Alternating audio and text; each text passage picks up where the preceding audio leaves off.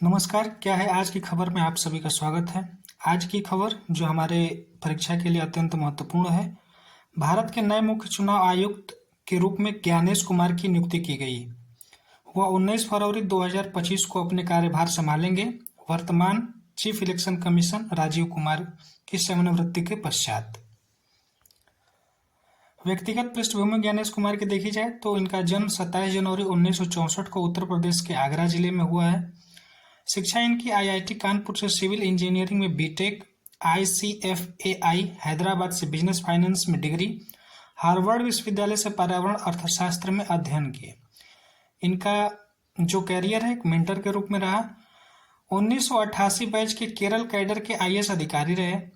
केंद्र सरकार में विभिन्न महत्वपूर्ण पदों पर कार्यरत, जैसे कि केंद्रीय गृह मंत्रालय में सचिव, अनुच्छेद 370 के प्रावधानों को हटाने और राम जन्मभूमि से जुड़े मामलों में सक्रिय भूमिका निभाई। मुख्य चुनाव आयुक्त के रूप में ज्ञानेश कुमार का कार्यकाल आगामी बिहार विधानसभा चुनाव 2025 और 2026 में, पश्चात बंगाल, असम, तमिलनाडु, केरल और पुदुचेरी के विधानसभा चुनावों की देखरेख करेगा। उनकी नियुक्ति मुख्य चुनाव आयुक्त और अन्य चुनाव आयुक्त अधिनियम 2023 के तहत की गई है। नए चीफ इलेक्शन कमीशन के रूप में उनसे स्वतंत्र और निष्पक्ष चुनाव सुनिश्चित करने की उम्मीद है, जो भारतीय लोकतंत्र की नींव को मजबूत करेंगे। चुनाव आयुक्त से जुड़े संवैधानिक प्रावधान जो भारतीय संविधान में दिए गए हैं, इसके ऊपर भी हम लोग चर्चा कर लेते हैं। संविधान के अनुच्छेद 324 से 329 तक विस्तृत है। प्रमुख प्रावधान निम्नलिखित हैं। अनुच्छेद 324 भारत में निर्वाचन के संचालन और नियंत्रण का दायित्व चुनाव आयोग को सौंपा गया है। इसमें राष्ट्रपति, उपराष्ट्रपति, संसद, राज्य विधानमंडल और राज्य विधान परिषदों के चुनाव शामिल हैं। इनकी नियुक्ति और कार्यकाल अनुच्छेद 324(2) के तहत चुनाव आयोग में एक मुख्य चुनाव आयुक्त, चीफ इलेक्शन कमीशन और अन्य चुनाव आयुक्त हो सकते हैं, जिन्हें राष्ट्रपति नियुक्त करता है। कार्यकाल मुख्य चुनाव आयुक्त और अन्य चुनाव आयुक्तों का कार्यकाल 6 वर्ष या 65 वर्ष की आयु तक होता है। सेवा और शर्तें क्या हैं? चुनाव आयुक्त की सेवा शर्तें संसद द्वारा निर्धारित की जाती हैं। मुख्य चुनाव आयुक्त को राष्ट्रपति द्वारा नहीं हटाया जा सकता जब तक कि संसद द्वारा उसी प्रक्रिया से महाभियोग न लाया जाए, जो एक न्यायाधीश को हटाने के लिए अपनाई जाती है। अन्य चुनाव आयुक्त राष्ट्रपति द्वारा मुख्य चुनाव आयुक्त की सिफारिश पर हटाए जा सकते हैं। कर्तव्य और शक्तियां क्या हैं इनकी? चुनावों की निर्धारण तिथि, अधिसूचना जारी करना, आचार संहिता लागू करना, चुनाव की तैयारी और संचालन सुनिश्चित करना, चुनाव विवादों और अयोग्यता के मामले में निर्णय देना, मुफ्त और निष्पक्ष चुनाव सुनिश्चित करने के लिए आवश्यक निर्देश जारी करना। इनसे जुड़े विवाद क्या क्या हैं? हाल ही में मुख्य चुनाव आयुक्त और अन्य चुनाव आयुक्त नियुक्ति, सेवा शर्तें और पद की अवधि अधिनियम 2023 को लेकर विवाद हुआ है, जिसमें नियुक्ति प्रक्रिया में कार्यपालिका की भूमिका बढ़ाने के कारण आयोग की स्वतंत्रता पर सवाल उठाए जा रहे हैं। इस कानून के तहत नियुक्ति एक समिति द्वारा की जाएगी, जिसमें प्रधानमंत्री, लोकसभा में विपक्ष के नेता और एक केंद्रीय मंत्री होंगे, जो चुनाव आयोग की निष्पक्षता पर सवाल खड़े कर रहे हैं। इसके महत्व क्या क्या हैं? चुनाव आयोग की स्वायत्तता और निष्पक्षता भारतीय लोकतंत्र की आधारशिला है और संवैधानिक प्रावधान इसे मजबूत करने के लिए बनाए गए हैं।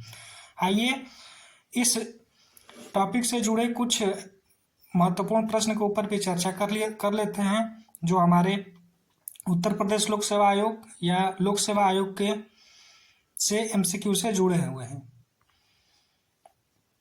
पहला प्रश्न है, भारत में चुनाव आयोग की स्थापना कब हुई थी? ऑप्शन है आपका 25 जनवरी 1950, 26 जनवरी 1951, 15 अगस्त 1947 या 26 नवंबर 1949। तो आपका सही उत्तर है 25 जनवरी 1950। भारत में चुनाव आयोग किस प्रकार का निकाय है? न्यायिक, ऑप्शन बी कार्यकारी, ऑप्शन सी अर्धन्यायिक या ऑप्शन डी सांविधिक। तो आपका सही उत्तर हो जाएगा अर्धन्यायिक। विकल्प सी अर्धन्यायिक आपका सही उत्तर होगा। भारत में चुनाव आयुक्तों की नियुक्ति कौन करता है? राष्ट्रपति, प्रधानमंत्री, मुख्य न्यायाधीश या लोकसभा अध्यक्ष?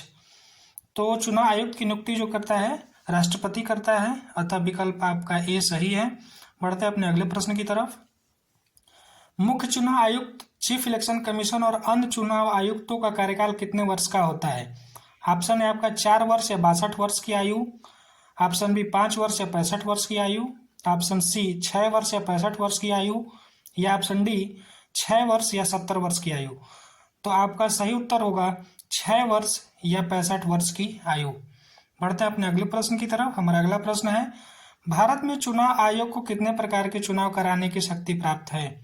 ए केवल लोकसभा चुनाव, बी केवल राज्य विधानसभा चुनाव, सी केवल राष्ट्रपति और उपराष्ट्रपति चुनाव, या डी उपरोक्त सभी। तो चुनाव आयोग को राज्य के पंचायत और नगर निगम के चुनाव को छोड़ करके बाकी सारे चुनाव करने की शक्ति प्राप्त है, अतः दिए गए विकल्प में विकल्प डी जो है आपका सही उत्तर होगा, उपरोक्त सभी। चुनाव आयुक्तों को उनके पद से कौन हटा सकता है? ऑप्शन ए है आपका राष्ट्रपति प्रधानमंत्री की सलाह पर, बी सुप्रीम कोर्ट, सी राष्ट्रपति संसद के विशेष बहुमत द्वारा, या ऑप्शन डी कैबिनेट कमेटी। तो आपका उत्तर होगा ऑप्शन सी राष्ट्रपति संसद के विशेष बहुमत द्वारा। भारत के पहले मुख्य चुनाव आयुक्त कौन थे? टी.एन. शेषन, बी.एस. रामादेवी, सी के सुंदरम, या डी सुकुमार सेन। तो आपका सही जवाब होगा option D Sukumar Sen.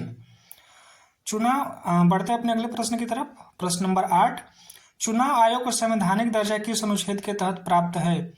Option है अनुच्छेद 320, ऑप्शन बी अनुच्छेद 324, ऑप्शन सी अनुच्छेद 326, या ऑप्शन डी अनुच्छेद 330। तो आपका सही उत्तर होगा अनुच्छेद 324, अतः दिए गए विकल्प में विकल्प बी सही है। बढ़ते हैं अपने अगले प्रश्न की तरफ। भारत में चुनाव आयोग को बहुसदस्यीय निकाय कब बनाया गया?